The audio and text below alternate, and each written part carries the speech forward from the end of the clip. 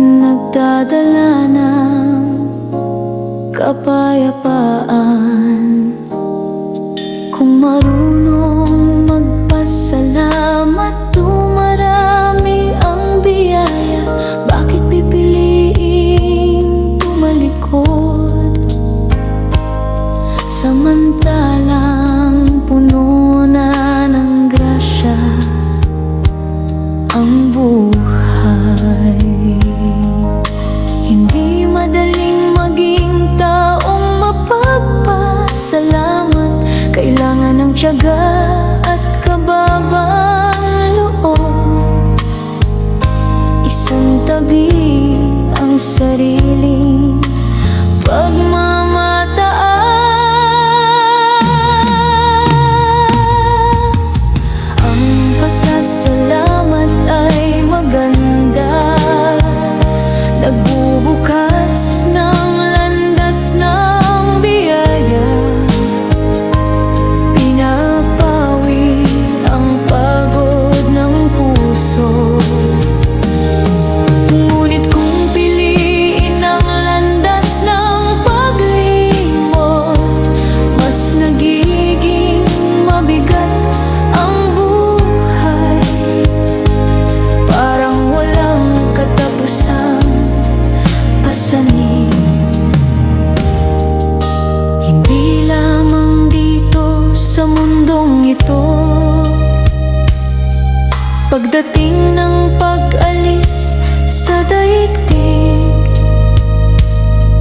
lilitaw ang buong katotohanan.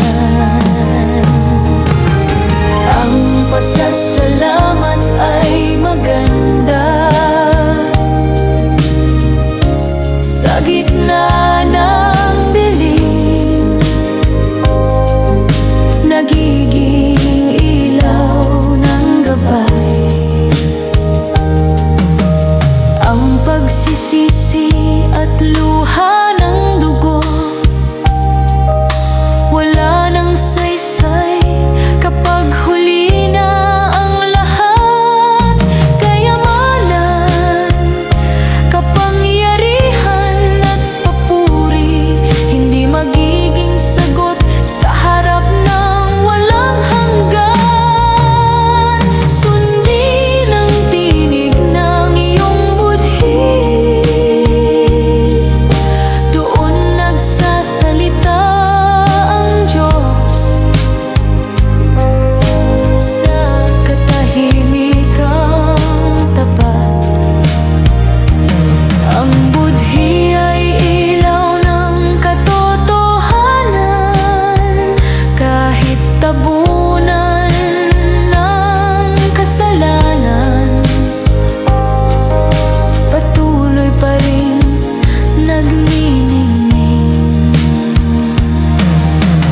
Parang diamante sa putikan, hindi nawawala ang halaga. Nanatili mahalaga. Parang lotus sa maruming lawa, tahimik na lumalago, namumulaklak na may mensahe. Ang pasasalamat ay maganda, hindi kumukupas ang ganda.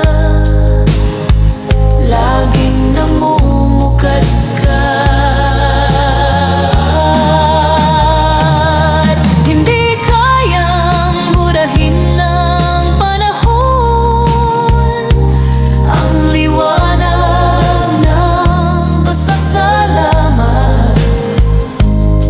Nabubuhay sa pananampalataya.